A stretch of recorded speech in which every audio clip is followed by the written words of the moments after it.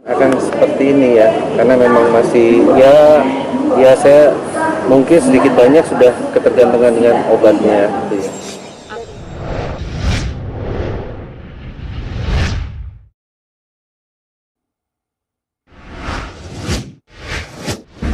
Pun beliau pernah menjadi bagian dari hidup saya. Makanya saya bilang saya tidak akan pernah sedikit pun membuka aib rumah tangga saya. Saya tidak akan pernah menjelek-jelekan, saya tidak pernah membeberkan apa yang terjadi dalam rumah tangga saya. Tadi bilang harusnya ini jadwal kontrol. Ya. Karena sidang perdana.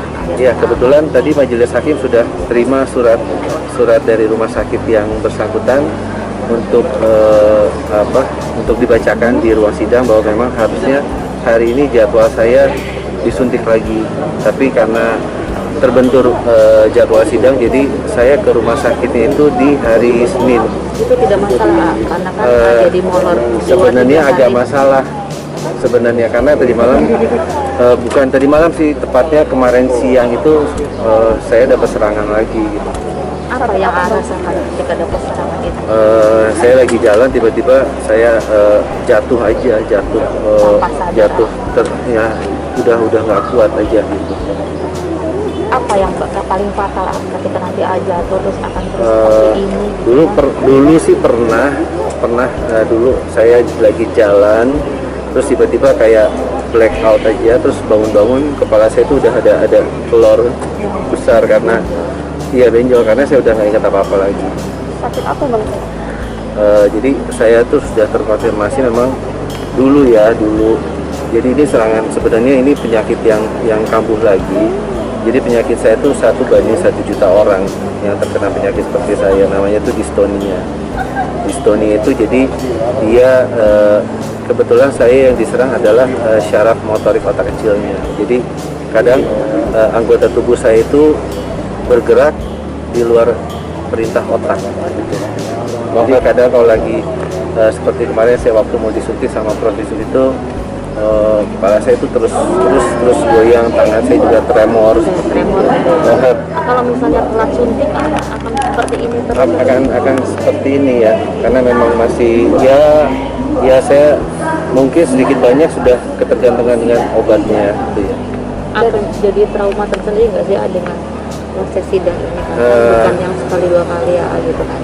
Saya sekarang mau fokus saja memperbaiki diri, saya fokus ibadah, terus saya ingin mencoba supaya saya senantiasa istiqomah itu.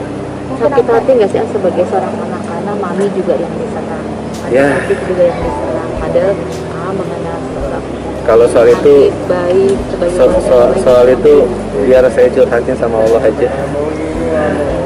Tapi untuk biaya pengobatannya sendiri sudah amankah atau mungkin masih juga? Ya, dibilang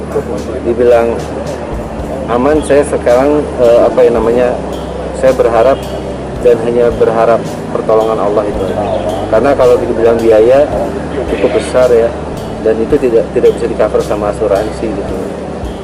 Ini sampai kapan sih ini mungkin disuntik terus itu? Belum tahu saya. Belum tahu. Dan ini udah jalan berapa lama? Sudah lama ya, ada berapa bulan ya sejak yang kalian datang itu pertama kali itu sudah lama. Mami tahu dengan keputusan ini dengan anak 3 ini? Tahu sih. Karena saya tahu kita yang selalu bercerita sama Mami. Ya, beliau tahu ya, tapi ya gimana ya, beberapa hari terakhir juga beliau kerjanya kan cuma meneteskan air mata aja kan. Ya apalagi beliau udah sepuh ya, udah 75 tahun. Saya berarti Mami mengikhlaskan dengan pelaksanaan. Terima kasih sama beliau. Sebagai seorang anak merasa berdosa dan bersalah, ini kan rumah tangga, tapi Mami yang lagi-lagi yang diserang, Mami lagi yang diserang. Iya.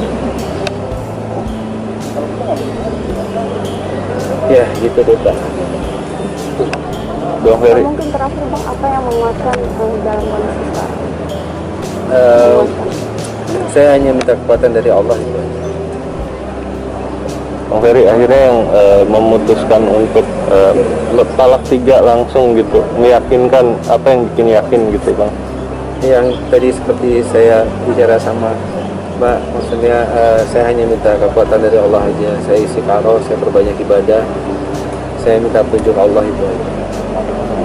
Kasih apa kan? Terima kasih Bang Ferry. Doanya ya, makasih ya.